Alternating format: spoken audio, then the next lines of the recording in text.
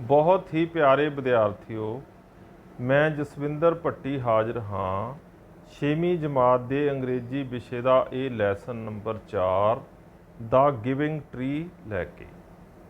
ਜਿਵੇਂ ਕਿ ਇਸ ਤਸਵੀਰ ਵਿੱਚ ਤੁਸੀਂ ਦੇਖ ਰਹੇ ਹੋ, ਇਹ ਲੈਸਨ ਇੱਕ ਬੱਚੇ ਅਤੇ ਇੱਕ ਟਰੀ, ਇੱਕ ਦਰਖਤ ਦੀ ਸਟੋਰੀ ਦੇ ਉੱਪਰ ਆਧਾਰਿਤ ਹੈ।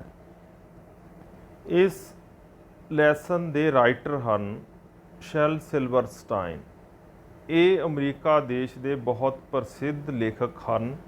ਇਹਨਾਂ ਨੇ ਕਾਰਟੂਨ, ਗਾਣੇ ਅਤੇ ਬੱਚਿਆਂ ਦੀਆਂ ਕਿਤਾਬਾਂ ਲਿਖੀਆਂ ਹਨ। ਇਸ ਲੇਖਕ ਦੀਆਂ ਕਿਤਾਬਾਂ ਦੁਨੀਆ ਦੀਆਂ ਵੱਖ-ਵੱਖ 30 ਭਾਸ਼ਾਵਾਂ ਵਿੱਚ ਅਨੁਵਾਦ ਹੋ ਕੇ ਛਪੀਆਂ ਹਨ। ਆਓ ਆਪਾਂ ਹੁਣ ਲੈਸਨ ਨੂੰ ਪੜ੍ਹਦੇ ਅਤੇ ਸਮਝਦੇ ਹਾਂ। The Giving Tree. Once there was a tree and she loved a little boy. ਬੱਚਿਓ, ਇੱਕ ਵਾਰ ਦੀ ਗੱਲ ਹੈ ਕਿ ਇੱਕ ਦਰਖਤ ਸੀ ਅਤੇ ਉਹ ਇੱਕ ਛੋਟੇ ਬੱਚੇ ਦੇ ਨਾਲ ਬਹੁਤ ਪਿਆਰ ਕਰਦਾ ਸੀ। Every day the boy would come, eat apple and play with her. ਹਰ ਰੋਜ਼ ਮੁੰਡਾ ਆਉਂਦਾ, ਦਰਖਤ ਦੇ ਕੋਲ ਆਉਂਦਾ, ਉਸ ਦੇ ਨਾਲ ਖੇਡਦਾ ਅਤੇ ਉਸ ਤੋਂ ਤੋੜ ਕੇ ਐਪਲ ਦਾ ਫਰੂਟ ਖਾਂਦਾ। He would swing from her branches and eat apples. ਉਹ ਦਰਖਤ ਦੀਆਂ ਟਾਹਣੀਆਂ ਦੇ ਨਾਲ ਝੂਲਦਾ ਅਤੇ ਐਪਲ ਖਾਂਦਾ। The boy loved the tree very much. ਮੁੰਡਾ ਦਰਖਤ ਨੂੰ ਬਹੁਤ ਪਿਆਰ ਕਰਦਾ ਸੀ। And the tree was very happy. ਅਤੇ ਦਰਖਤ ਬਹੁਤ ਖੁਸ਼ ਸੀ। The time went by. Time pass ਹੁੰਦਾ ਗਿਆ, ਟਾਈਮ ਬੀਤਦਾ ਗਿਆ। The boy grew older. ਮੁੰਡਾ ਵੱਡਾ ਹੋ ਗਿਆ। The tree was often alone. ਦਰਖਤ ਅਕਸਰ ਇਕੱਲਾਪਨ ਮਹਿਸੂਸ ਕਰਦਾ। One day the boy came to the tree. ਇੱਕ ਦਿਨ ਮੁੰਡਾ ਦਰਖਤ ਦੇ ਕੋਲ ਆਇਆ। The tree said, Come boy, come. ਦਰਖਤ ਨੇ ਕਿਹਾ, ਬੱਚੇ ਆਓ, ਮੇਰੇ ਕੋਲ ਆਓ। Climb up my trunk. ਮੇਰੇ ਤਣੇ ਉੱਪਰ ਚੜ੍ਹ ਜਾਓ। Swing from my branches. ਮੇਰੀਆਂ ਟਾਹਣੀਆਂ ਦੇ ਨਾਲ ਝੂਟੋ। Eat apples and be happy. ਸੇਬ ਖਾਓ ਅਤੇ ਖੁਸ਼ ਰਹੋ। I am too big to climb and play, said the boy. ਮੁੰਡੇ ਨੇ ਕਿਹਾ, ਹੁਣ ਮੈਂ ਵੱਡਾ ਹੋ ਗਿਆ ਹਾਂ ਤੇ ਟਾਹਣੀਆਂ ਉੱਤੇ ਲਟਕ ਨਹੀਂ ਸਕਦਾ। I want some money to buy things and have fun. ਮੈਨੂੰ ਕੁਝ ਪੈਸੇ ਚਾਹੀਦੇ ਹਨ ਜਿਨ੍ਹਾਂ ਤੋਂ ਮੈਂ ਕੁਝ ਚੀਜ਼ਾਂ ਖਰੀਦ ਸਕਾਂ ਅਤੇ ਜ਼ਿੰਦਗੀ ਦੇ ਵਿੱਚ ਆਨੰਦ ਕਰਾਂ। Can you give me some money? ਕੀ ਤੁਸੀਂ ਮੈਨੂੰ ਕੁਝ ਪੈਸੇ ਦੇ ਸਕਦੇ ਹੋ? The tree said. ਦਰਖਤ ਨੇ ਕਿਹਾ, I have no money. ਮੇਰੇ ਕੋਲ ਪੈਸੇ ਨਹੀਂ ਹਨ। But you can take my apples and sell them in the city. ਪਰ ਤੂੰ ਮੇਰੇ ਕੋਲੋਂ ਕੁਝ ਸੇਬ ਲੈ ਜਾ ਅਤੇ ਇਹਨਾਂ ਨੂੰ ਸ਼ਹਿਰ ਦੇ ਵਿੱਚ ਵੇਚ ਕੇ ਪੈਸੇ ਲੈ ਲਾ। Then you will have some money and you will be happy. ਇਸ ਤਰ੍ਹਾਂ ਤੇਰੇ ਕੋਲ ਕੁਝ ਪੈਸੇ ਆ ਜਾਣਗੇ ਅਤੇ ਤੂੰ ਖੁਸ਼ ਹੋ ਜਾਵੇਂਗਾ। The boy did so and went away. ਮੁੰਡੇ ਨੇ ਇਸੇ ਤਰ੍ਹਾਂ ਕੀਤਾ ਅਤੇ ਚਲਾ ਗਿਆ। The tree was happy. ਦਰਖਤ ਬਹੁਤ ਖੁਸ਼ ਸੀ। The boy did not come back for a long time. ਮੁੰਡਾ ਕਾਫੀ ਸਮਾਂ ਫਿਰ ਵਾਪਸ ਦਰਖਤ ਕੋਲ ਨਾ ਆਇਆ। The tree was sad. ਦਰਖਤ ਉਦਾਸ ਹੋ ਗਿਆ। One day the boy came back. ਇੱਕ ਦਿਨ ਮੁੰਡਾ ਫਿਰ ਵਾਪਸ ਆਇਆ। The tree said with joy. Tree ਨੇ ਉਸ ਨੂੰ ਖੁਸ਼ੀ ਦੇ ਨਾਲ ਕਿਹਾ, Come boy come. climb up my trunk, swing from my branches, eat apples and be happy। आओ बच्चे आओ, आओ लड़के आओ, आओ मेरे तने ਉੱਪਰ ਚੜੋ, ਮੇਰੀਆਂ ਟਾਹਣੀਆਂ ਦੇ ਨਾਲ ਝੂਲੋ, ਐਪਲ ਖਾਓ ਅਤੇ ਖੁਸ਼ ਰਹੋ। I am too busy to climb trees, said the boy। ਮੁੰਡੇ ਨੇ ਕਿਹਾ ਮੈਂ ਹੁਣ ਬਹੁਤ ਬਿਜ਼ੀ ਹਾਂ, ਰੁੱਝਿਆ ਹੋਇਆ ਹਾਂ, ਇਸ ਲਈ ਮੈਂ ਦਰਖਤ ਉੱਪਰ ਨਹੀਂ ਚੜ੍ਹ ਸਕਦਾ। I want to get married and need a house। ਮੈਂ ਆਪਣੀ ਮੈਰਿਜ, ਆਪਣੀ ਸ਼ਾਦੀ ਕਰਾਉਣਾ ਚਾਹੁੰਦਾ ਹਾਂ ਅਤੇ ਉਸ ਦੇ ਲਈ ਮੈਨੂੰ ਇੱਕ ਘਰ ਦੀ ਲੋੜ ਹੈ। Can you give me a house?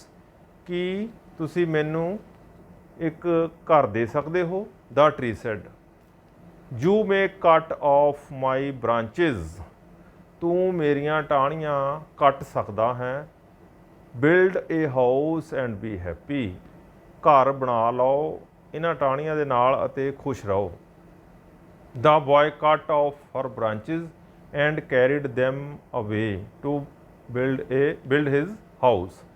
ਮੁੰਡੇ ਨੇ ਦਰਖਤ ਦੀਆਂ ਟਾਹਣੀਆਂ ਕੱਟ ਲਈਆਂ, ਆਪਣੇ ਨਾਲ ਲੈ ਗਿਆ ਅਤੇ ਉਹਨਾਂ ਤੋਂ ਆਪਣੇ ਲਈ ਇੱਕ ਘਰ ਬਣਾ ਲਿਆ। The tree was happy। ਦਰਖਤ ਬਹੁਤ ਖੁਸ਼ ਸੀ। The boy again stayed away for a long time। ਮੁੰਡਾ ਫਿਰ ਕਾਫੀ ਲੰਮੇ ਸਮੇਂ ਤੋਂ ਜਿਹੜਾ ਆ ਉਹ ਦਰਖਤ ਤੋਂ ਜੁਦਾ ਰਿਹਾ। One day he came back। ਇੱਕ ਦਿਨ ਉਹ ਫਿਰ ਵਾਪਸ ਆਇਆ। The tree was very happy। ਤੇ ਦਰਖਤ ਬਹੁਤ ਖੁਸ਼ ਹੋਇਆ।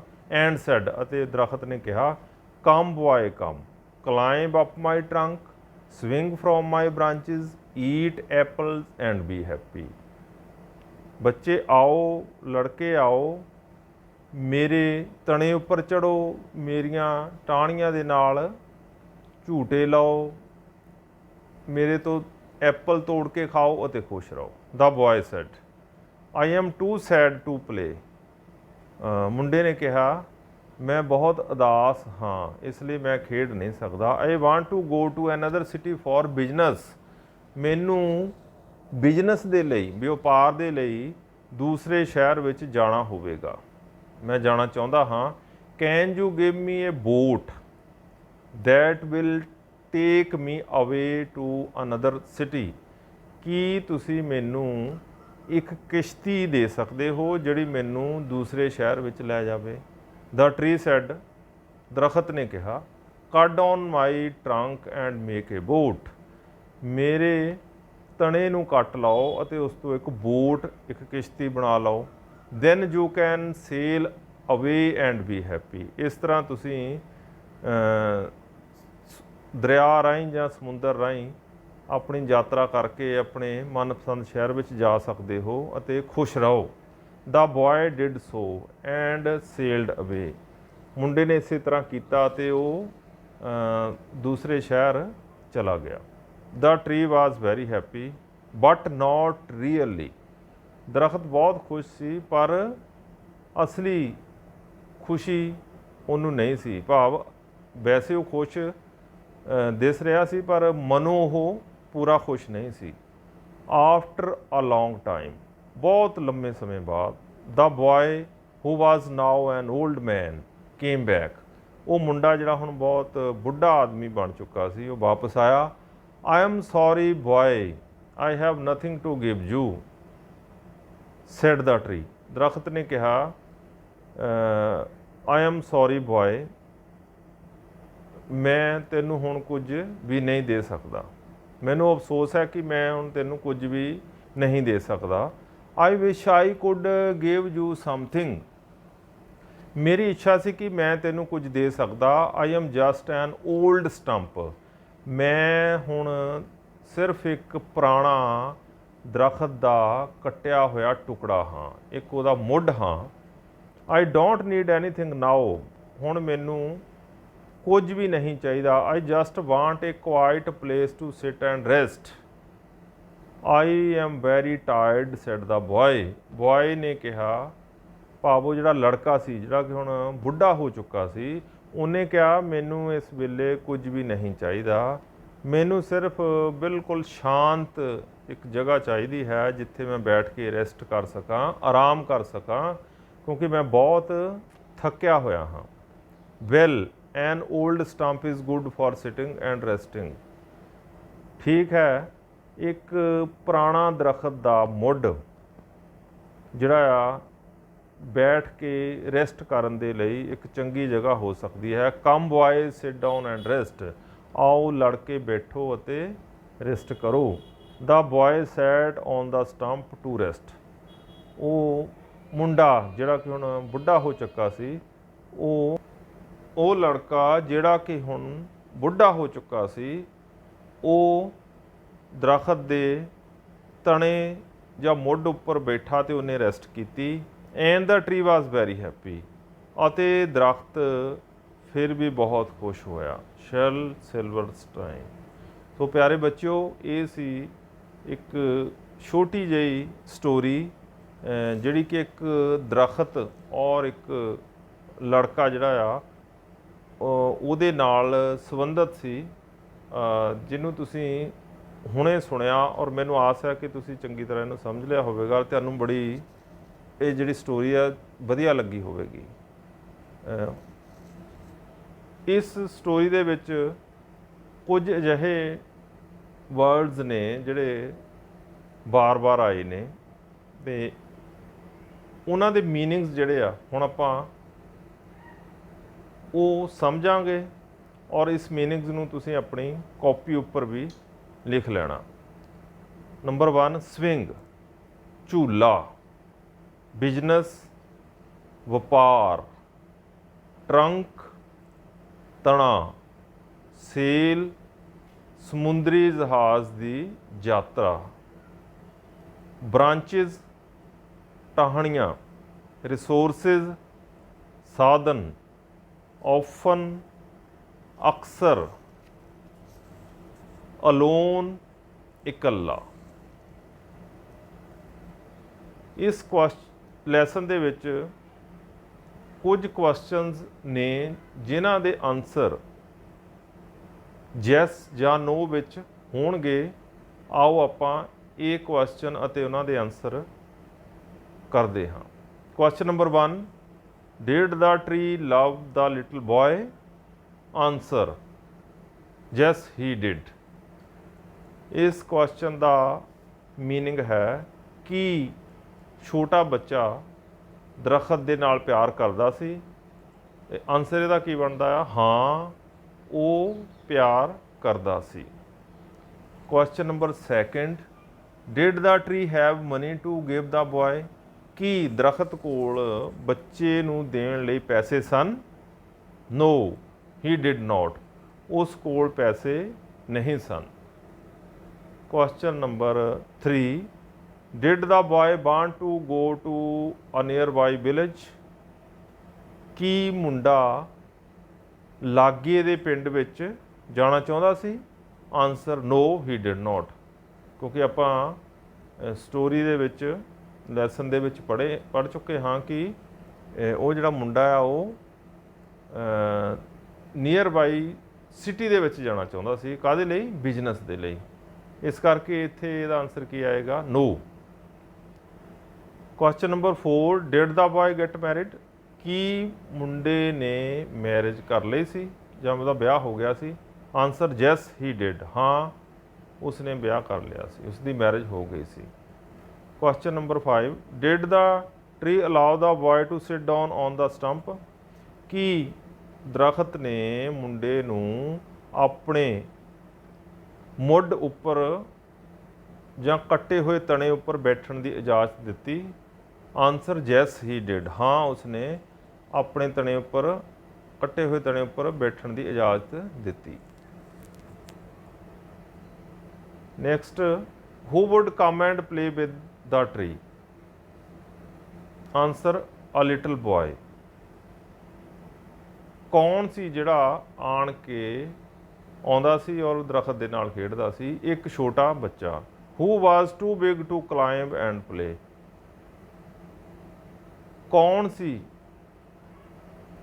ਜਿਸ ਨੇ ਕਿਹਾ ਕਿ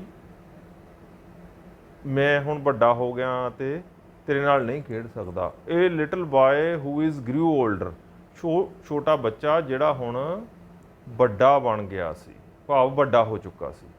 Y did the boy want a boat, ਉਸ ਲੜਕੇ ਨੂੰ ਕਿਸ਼ਤੀ ਕਿਉਂ ਚਾਹੀਦੀ ਸੀ?